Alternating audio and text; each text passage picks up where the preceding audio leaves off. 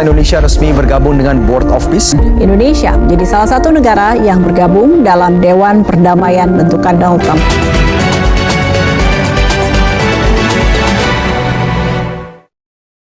Bersama 7 negara mayoritas Muslim, Indonesia memutuskan bergabung dengan Board of Peace atau Dewan Perdamaian Gaza yang digagas Presiden Amerika Serikat Donald Trump. Keputusan tersebut diumumkan secara bersamaan para Menteri Luar Negeri Indonesia, Turki, Mesir, Yordania, Pakistan, Qatar, Arab Saudi, dan Uni Emirat Arab. Juru bicara Kementerian Luar Negeri Republik Indonesia, Pak Nabil A. Mulacela, mengatakan keanggotaan Indonesia ditujukan untuk mendorong penghentian kekerasan dan perlindungan warga sipil di Gaza.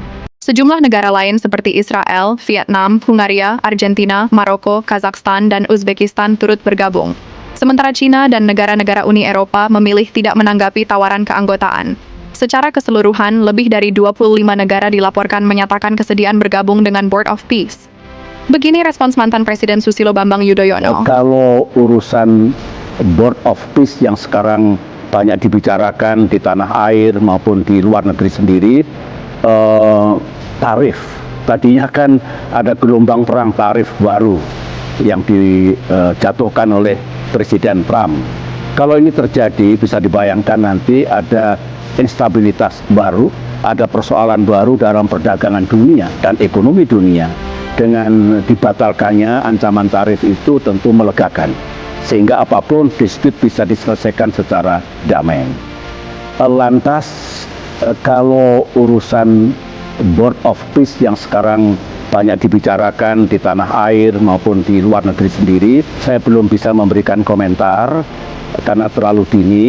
Tetapi kalau Indonesia bergabung dalam Board of Peace itu, tentu Presiden kita Pak Prabowo sudah mempertimbangkan dengan seksama. Mengapanya? Why?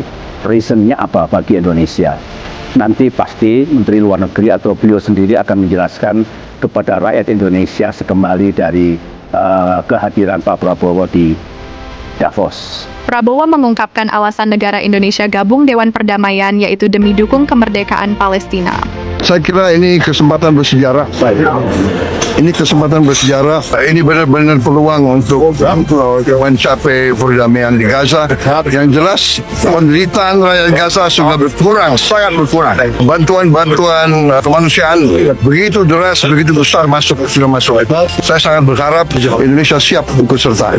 Meskipun begitu, Majelis Ulama Indonesia (MUI) meminta pemerintah Republik Indonesia untuk mempertimbangkan kembali keterlibatannya dalam Board of Peace, termasuk opsi untuk menarik diri dari forum tersebut.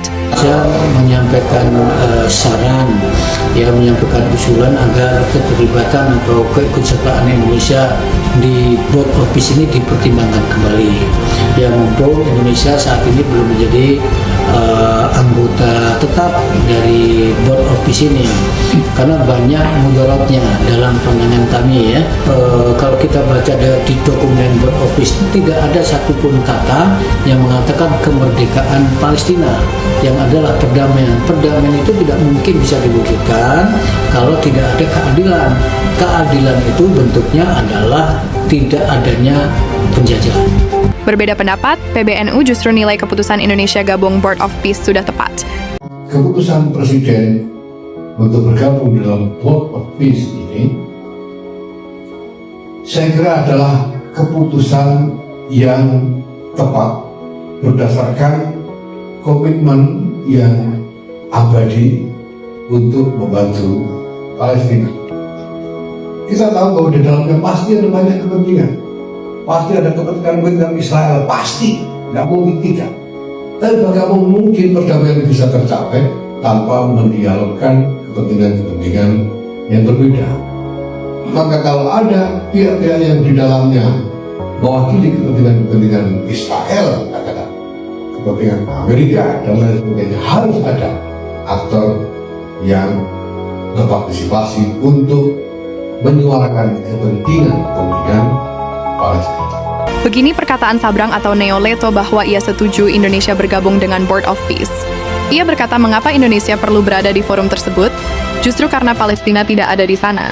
Ketidakhadiran Palestina itulah yang menjadi alasan Indonesia harus hadir. Jika Palestina tidak ada, siapa yang akan menyuarakan dan membela kepentingannya? Di forum itu ada Israel, maka Indonesia wajib hadir untuk menjadi penyeimbang atas agenda yang didorong Israel. Jika Indonesia tidak ikut serta, kita mungkin terlihat menang secara moral karena tidak berhadapan langsung dengan Israel. Tetapi secara utilitarian, kita justru kalah. Kita tidak bisa memastikan kepentingan Palestina benar-benar diperjuangkan, tidak bisa mengawal agar dana digunakan untuk membangun Gaza.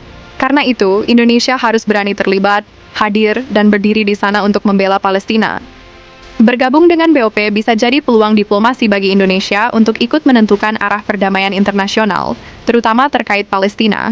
Tetapi keputusan itu juga membawa risiko persepsi dan legitimasi, termasuk kritik bahwa Indonesia mungkin kehilangan posisi independennya, atau malah dianggap mendukung struktur yang tidak seimbang.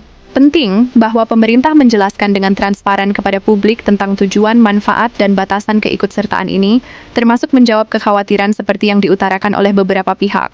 Masuknya Indonesia ke Board of Peace menjadi awal baru, namun hasil akhirnya akan dinilai dari tindakan.